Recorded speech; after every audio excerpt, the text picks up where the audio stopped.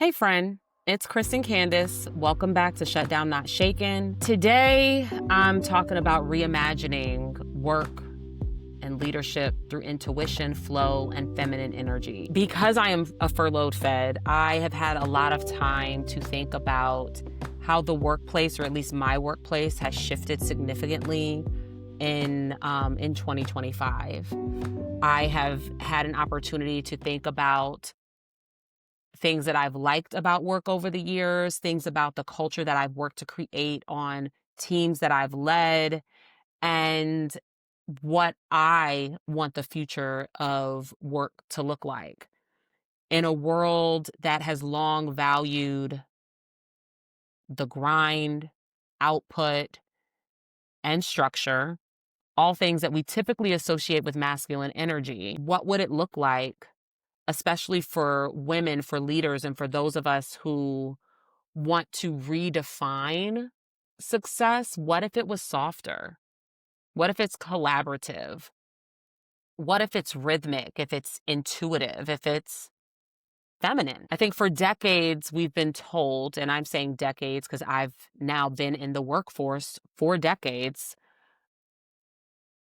we've been told that success looks like pushing harder, staying later, producing more. And it worked until it didn't. I had my times when I was working weekends, I was taking my laptop home, I was doing, and doing more. And then there came a time where it felt like that broke. For some of us, that might have been the pandemic. But now more women are leaving corporate spaces. They're leaving the workforce. They're starting businesses, whether that's by choice, by force. A lot of us are choosing to redefine how we want to lead. I've shared early on in the podcast this huge aha that I had when I left the government in 2022 and started working for myself, thinking that things would be so different, that I would lead myself so differently when I was working for myself than I did as a federal employee. And the reality is that I didn't, that it was so ingrained in me to hustle and grind that I allowed that to continue even when I was working from my home with my own clients. And the question wasn't, how do I work? It was, and still is, how do I want to feel while I'm working? And I don't think it's about abandoning structure. As someone who works in organizational design, that would drive me crazy. But I think it's about infusing it with humanity. I don't think feminine leadership is about gender. I think it's about energy. It values intuition, collaboration, empathy, and really flow. It's leading from your gut, your inner knowing, rather than constant external validation. It's trusting your timing. It's building systems that honor rest and rhythm, not just productivity. And I have experimented with some of this in the workplace. I don't necessarily frame it in this way when I'm talking to my boss or talking to my team, but there will be moments where I'll say, yeah, I don't think we're going to do that right now. We're going to hold off on this for a month, or we might experiment with something. And there have been times that it has just come from my intuition, a gut feeling that timing wasn't right. And in looking back with my boss, he would sometimes say, well, how did you know? Like, how did you know that now would be the right time? And I don't always have a good answer necessarily, other than women's intuition. I think feminine leaders would ask, what does my team need to feel safe? Or how can we create with joy, not fear? What's sustainable? Like, I don't care about what's necessarily impressive. And I think these questions reshape not only our work, but our work cultures. We've been conditioned to see logic as reliable and intuition as risky. But I think they're both tools. Logic can help us plan, but intuition is what helps us pivot. And I think when you honor both, you're working in rhythm, right?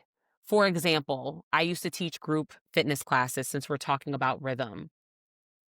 I always had a plan going into class. I had my set list, I had my warm up, my high intensity tracks, my low intensity tracks, strength training, cool down, stretch, right? But you get into class and you have your plan, but maybe a bunch of new people have come to the class. And the fun thing and also the challenging thing about teaching group fitness is that you have like your Olympic hopefuls, right? Your high school athletes and stars or former college athletes and but you also have the couch potato who hasn't worked out in years, and finding that balance and that dance literally to make sure that both of them or all of them get a good workout, that they feel included and feel seen,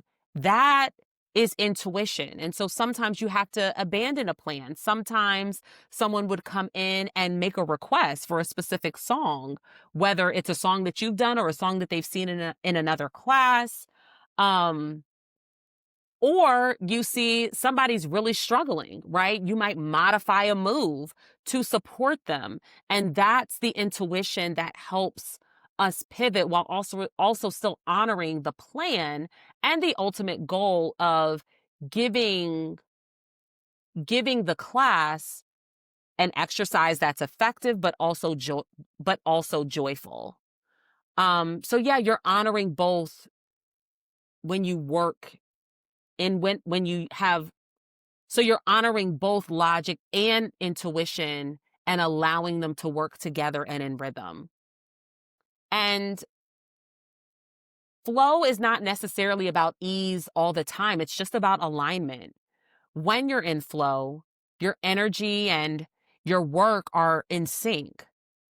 You stop forcing. You know, if I went into a class that's not ready for certain types of moves and tried to force them into that, you start you you're alienating the class.